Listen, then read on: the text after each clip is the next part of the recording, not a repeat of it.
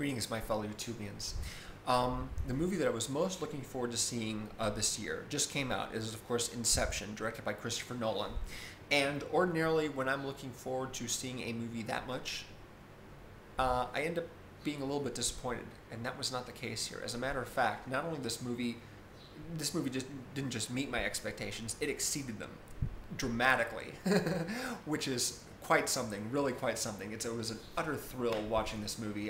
There were scenes and moments in this movie where I had this big, huge smile on my face, just utterly amazed by what I was looking at.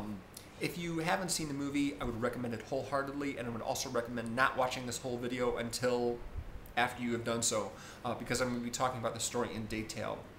I wanted to talk not only about why this movie is a great movie, but one thing that I couldn't help thinking after it was over, and this is probably not actually the case, but Christopher Nolan has made a movie which seems to be speaking directly to both movie makers and movie fans, saying this is how great movies are made. This is the stuff that great movies are made of. And I'll go into detail as to that. In addition, there being particular moments and scenes that I thought were terrific, and the overall thrust of the storyline being extremely exciting and involving. This movie has very clearly demonstrates a number of attributes that all the best movies have, all the really good, solid pieces of cinema have, as far as mainstream, plotting goes and that kind of thing. I mean, obviously there are really out there art movies that don't follow any rules, and some of them are very good. But the first thing that I wanted to talk about is the premise and the rules that go along with that premise. Now, of course, Inception is a science fiction movie. It is about people who are able to invade the subconscious of other people by sort of trapping them in a dream state, and using that vulnerability to get information from them, secrets. And with this premise comes a set of rules as to exactly how they do this, and what they should do when they are doing this, and what they should not do, what kinds of things to avoid as well. And if you can accept the premise that people can actually enter each other's dreams, and they're like tangible worlds to walk around and affect, which I don't really believe is the case. But if you can accept that premise as you would any other science fiction movie with outlandish ideas about space travel or time travel or teleportation or aliens or what have you, then you will, I'm sure, greatly enjoy this movie, because it does have a set of rules, very particular rules, and it sticks to them very well. And that just makes it more exciting. If you go to a movie which you go into basically dream states and anything at all could happen, then it's not as intense, because you can always sort of pull some solution out of the sky. Whereas this, they really can't do that. They have to deal with walking around and moving through physical spaces and dealing with people that are trying to attack them, and all that kind of stuff that goes along with walking around in the real world when you're hunted by enemy agents and what have you. So that's very important. The rules are clearly established by the scenes in the first half of the movie, and then when they finally take on the job itself, which takes up the bulk of the second half of the picture, those rules are adhered to and respected, and and that makes it that much more exciting and interesting, because the stakes are really high. The objective. Any good movie has the central characters trying to achieve some kind of objective. For the cop, he's got to catch whoever the criminal is. For the leading man, he's got to win the girl's affection. For the athlete, he's got to win the race. The objective, of course, is a perhaps short-term goal that leads to a long-term goal. For example, when the bad guy catches the criminal, maybe he gets a promotion, or maybe he just makes the streets safer, or whatever, a little bit more vague. If the guy gets the girl, not only is he, he has romance in his immediate future, but possibly in his long-term future as well, and so on. So the objective here is to enter the subconscious of a man who is the son of a recently deceased CEO, a CEO of one of the most powerful corporations in the entire world.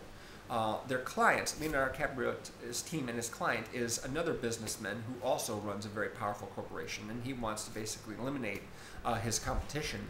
by getting the son to decide for himself to sell off his father's company, and so that he doesn't have that competition anymore. But they have to do this in a way that it occurs to the kid to, or not the kid, but to the young man, that it's his idea and not someone else's, and that involves planting this idea deep into his subconscious, so it seems like something that he was inspired to do himself. Now, the objective here, of course, is to accomplish his goal and satisfy their clients' wishes, but also DiCaprio has another objective as well, that will hopefully be satisfied by accomplishing the first one, and that is that he gets to see his kids again. Now, his wife died under some rather suspicious circumstances, and he is the prime suspect in her death, and he has been a fugitive in the United States ever since then and has been unable to see his kids.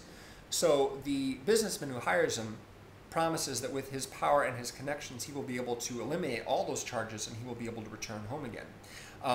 So there's two objectives here. And of course, whenever you have an objective, when you undertake a task like this, it's always very helpful to raise the stakes. If the job goes perfectly according to plan, then that's not as interesting as when things start to go wrong, like in Armageddon, where they, lose one shuttle and, the space station blows up and they land on the wrong part of the asteroid and can't possibly drill through in order to plant the nuclear device and stuff like that, When the guys enter the subconscious, they have to deal with sort of figments of the guy's subconscious who will attack them if they are too disruptive. Well, as it turns out, in the world, in a world where people can enter people's subconscious, you can train yourself to actually ward off invaders, and that's exactly what's happened. The son of the CEO has actually been trained his subconscious, or had it trained, to immediately attack invaders. And so once they get down there, they are beset upon by a bunch of guys who who attack them right away, and this makes their job much more difficult. Also, with the raising of stakes, they have to venture deep into the subconscious of this guy that they've ever gone before, so that's much more difficult. Added to which the fact that they're doing all this on a plane that is actually traveling to the United States. The only time in which they can actually have enough isolation time with this guy is if they board a plane with him and take that 10-hour journey from Australia to America and pull it off then. And if they don't, of course, DiCaprio will be arrested and thrown in prison as soon as they land. So they have no choice. They absolutely have to succeed. So that makes things much more tense. And along the way, there's a lot of other crazy stuff that happens that just makes things harder and harder for them to do what it is they need to do. It's really, raising the stakes is really important. Then, of course, we have finally the resolution. And what's great about this movie in particular is the way that they have all the different levels of subconscious sort of happening at the same time.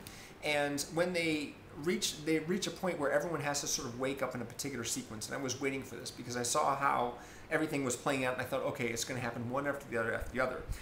The usual screenwriting teacher, if you take a course, will tell you that all the sort of various subplots and character conflicts have to be resolved within a very short period of time at the end. And this is something which, for the most part, happens here.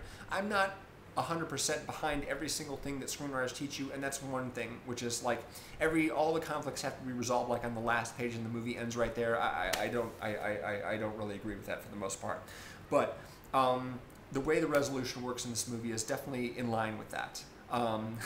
And to see all the different areas of the subconscious being handled at one time and see them all sort of collapse on each other and be resolved one after the other in a sequence was very exciting. As was the ending. And if you haven't seen the movie, again, I must warn you, I'm about to tell you what happens at the end, so please don't watch if you don't want to know. There's a question of whether or not DiCaprio is actually in the real world at the end, or if he's dreaming, and based on the available evidence, I'd say that he's dreaming. There's a lot of reasons for this that I won't get into the specifics. If you want to know more, I'd be happy to talk with you about them, through messages or whatever. But yeah, I'm pretty sure that DiCaprio is still in that dream world. Exactly why he is, I'm not exactly certain. I'm gonna, go back again and see it a second time very soon. Yeah, fantastic movie and a clear demonstration of what it is that makes a good movie, what's important to have in a great movie, and this is a fantastic movie, a terrific movie. I love it. And oh, not to mention the music. Hans Zimmer, once again, the guy is amazing, man. 3 Pirates of the Caribbean movies, 2 Batman movies, Gladiator, the guy, Crimson Tide, the guy rules, and he's written another incredible score for this movie, which is just already really exciting as it is. So, I think you should see it. But if you're watching this part of the video, hopefully you already have.